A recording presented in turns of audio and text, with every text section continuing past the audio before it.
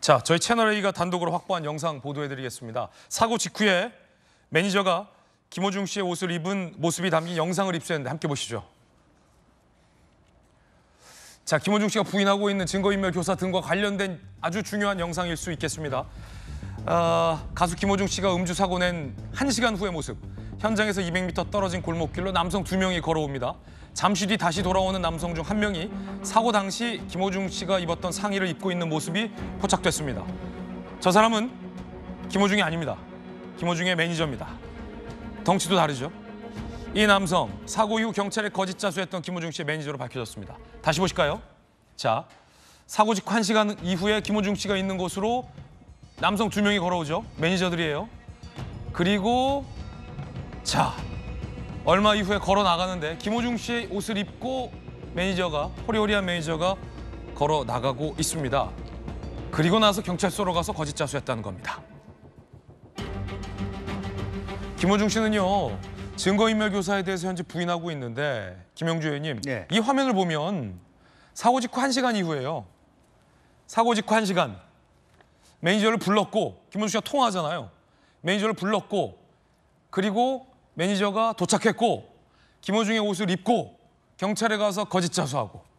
그런데 증거인멸 교사 혐의는 부인하고 있다? 네. 어떻게 보십니까? 그것도 철저하게 법적 조언을 받았다고 보여져요. 왜냐하면 그 기획사 대표가 친인척이기 때문에 네. 친인척이 그와 같이 어떤 김호중 씨를 도와주려 한 부분에 대해서 말하자면 실제로 죄가 없다 이렇게 얘기할 수 있기 때문에 그런 정도 피해갈 수 있다라고 하는 부분. 특히 이미 제가 봤을 때 사실 구리시로 가면서 캔맥주를 호텔 들어가기 전에 산 것부터 이미 누군가로부터의 어떤 그 제안이라든지 어떻게 그 행해라고 하는 조언을 받을 가능성이 매우 높다 그렇게 보여지고 실제로 그랬을 때 저 사람이 데리러 갔을 때 저것이 발각됐을 때에 2차적으로 그럼 누가 책임질 것인가에 대한 역할 분담도 되는 거 아닌가 그렇게 보여지는 거고 어쨌든 저와 같은 부분은 그게 어떤 법적으로는 빠져나갈 수 있을지 모르지만 김호중 씨 개인의 어떤 그도 앞으로의 어떤 연예인 생활이라든지 이런 부분에 대해서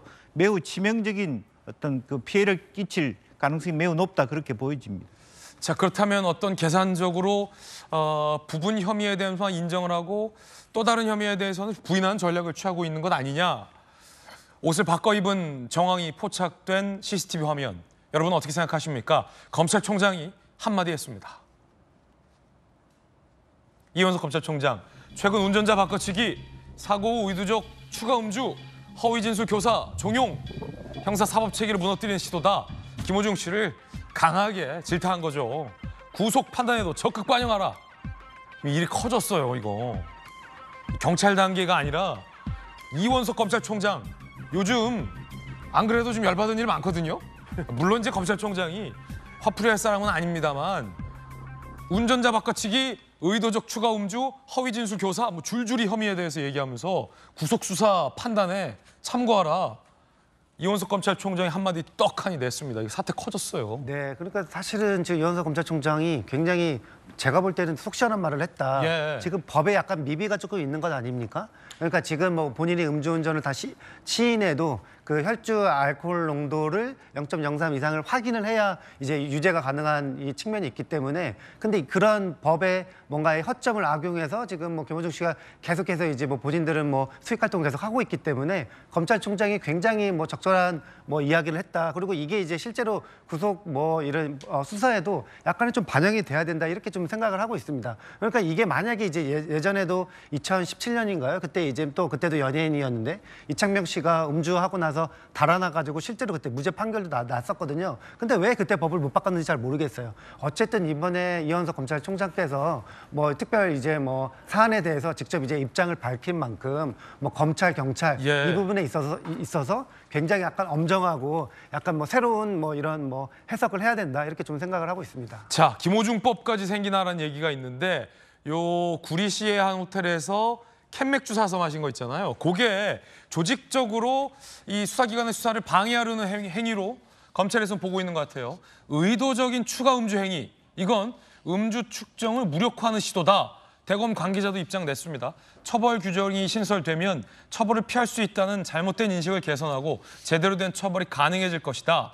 사고 2시간 후 편의점에서 맥주 4캔을 추가 구입한 것. 김광삼 변호사님, 이게 그냥 뭐 술 또 마신다 이게 아니라 수사기관이 음주 측정을 하는데 방해하는 의도적인 행위다. 검찰에서는 지금 이렇게 보고 있는 겁니까?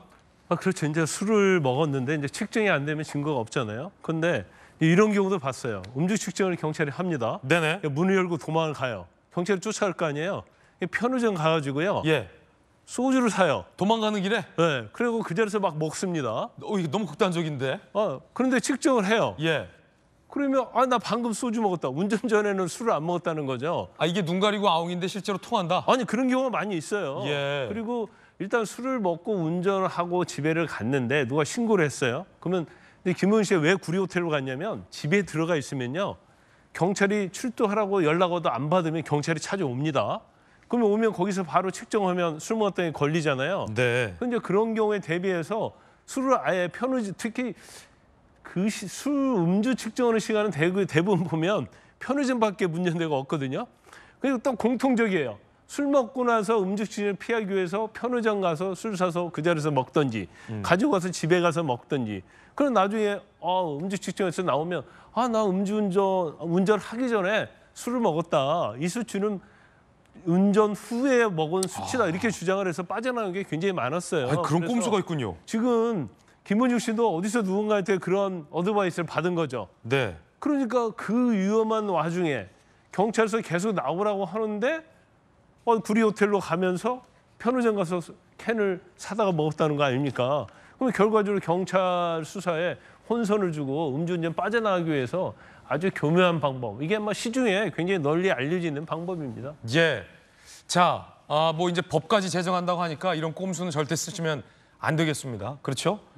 아니, 음주 단속 도망가면서 편의점에 소주를 사서 마시는 사람이 있다. 그러시면 안 됩니다, 선생님들. 첫 번째 이야기 전해드렸습니다.